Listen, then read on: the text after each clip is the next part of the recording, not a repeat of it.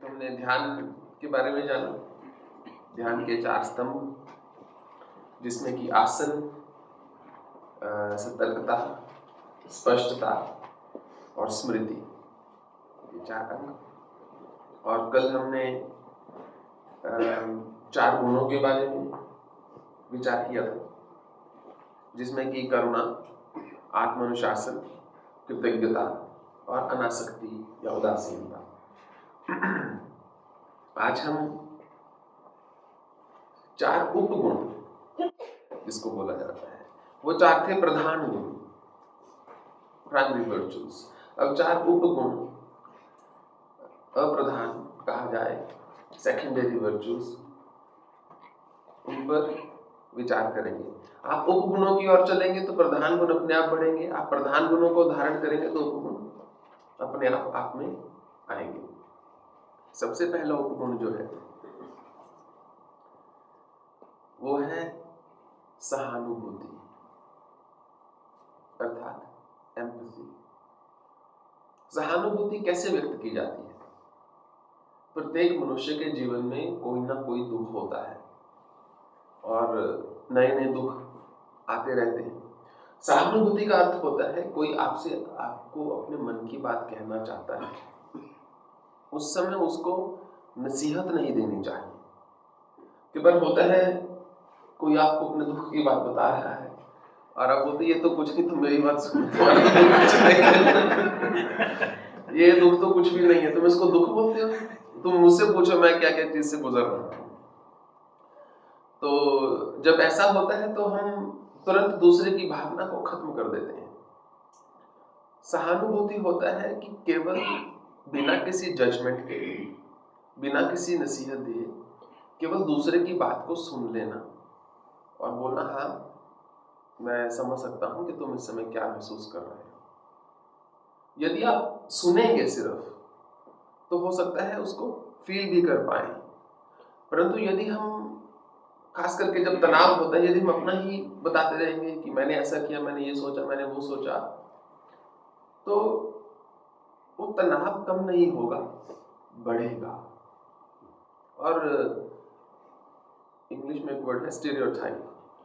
I don't mean to stereotype और generalise कि मनुष्य ऐसे होते हैं या स्त्रियां ऐसे होती हैं या पुरुष ऐसे होते हैं, परंतु एक स्त्री के लिए ये एक बहुत महत्वपूर्ण चीज होती है, सहानुभूति।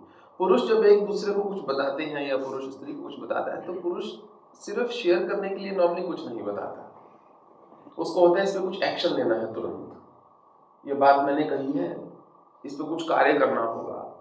ऐसी स्त्री जब पुरुष को कुछ बताती है तो पुरुष सोचता है अच्छा मुझे बताया जा रहा है, मुझे तुरंत इस पर कुछ ना कुछ एक्शन लेना है, कुछ ना कुछ कार्य करना है। परंतु जरूरी नहीं जो लेडी है, जो स्त्री है, उसका वो मत हो। कई बार वो सिर्फ बताना चाहती है कि देखो मेरे साथ ये हुआ है, उस पर कुछ एक्शन नहीं चाहिए उसको, जस्ट टू शेयर। क्योंकि जो शेयरिंग होती है, जब हम किसी को अपनी बात व्यक्त करते हैं, अगर दूसरा हमारी बात को ग्रहण कर ले, धारण कर ले या सुन ले सिर्फ, तो उससे आपकी हीलिंग होती है। उसमें चलते हुए तो जब उस भाव में चलते हैं तो आप भीतर से थोड़ा खाली हो जाते हैं, आपको अच्छा लगता है। परंतु यदि आप दूसरे से सहानुभूति चाहते हैं, इसके 2 अंग हैं। एक, या तो आप दूसरे से सहानुभूति चाहते हैं, संवेदना भी बोला गया है इसको, कोई आपका दुख बांट सके, वेदना जो है आपकी वो कोई बांट सके, या आप दूसरे को सहानुभूति व्यक्त करना चाहते हैं। यदि आप दूसरे से सहानुभूति चाहते हैं तो उसको केवल ये बताओ कि आप क्या महसूस कर रहे हो, ये मत बताओ कि आप क्या चाहते थे और क्या नहीं हुआ, या उस दूसरे ने क्या नहीं किया। आप केवल ये बोलो कि मैं ऐसा महसूस कर रहा हूं, तो वो सहानुभूति दूसरा व्यक्त कर पाएगा।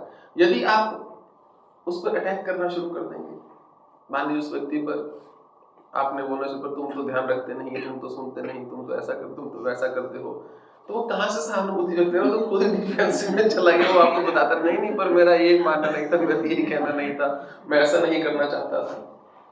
यदि सहानुभूति चाहिए तो केवल उस बात को व्यक्त करो जो आप महसूस कर रहे हैं। और सहानुभूति जब व्यक्त करनी है, सहानुभूति व्यक्त कर पाना एक बहुत बड़ा दान मान के चलो, क्योंकि जब आप किसी को सहानुभूति दिखाते हो हृदय से, तो वास्तव में ही दूसरे का दुख जो है कम हो जाता है। मान लीजिए पति पत्नी में झगड़ा हो, मानने की जरूरत नहीं है मान लीजिए पति पत्नी में झगड़ा हो और पति जाके अपने उसके लिए बोले, लोग आई एम वेरी सॉरी, ठीक है, मैं ऐसा नहीं करना चाहता था, या मैं क्रोध में ऐसा बोल गया, मैं ऐसा नहीं बोलना चाहता था। और पत्नी उस समय कुछ बता रही है कि वो क्या महसूस कर रही है। उस समय यदि पति सुन ले सारी बात और वापिस प्रहार ना करे, तो उसने जो ऑफेंस किया है, उसने जो पहले अपराध किया है, उसने जिस बात को लेके कष्ट दिया था, वो तुरंत ही बहुत कम हो जाएगा। वो जो कष्ट दिया है उसने तुरंत ही बहुत कम हो जाएगा। हाँ, बशर्ते कि दोबारा ऐसा ना हो तो और बढ़िया है, परंतु यदि एक बार हमने किया, फिर सॉरी बोला, फिर दूसरी बार किया, फिर सॉरी बोला, तो फिर उस क्षमा के मांगने के मायने नहीं रह जाते। तो सबसे पहला उपगुण जो है वो है सहानुभूति।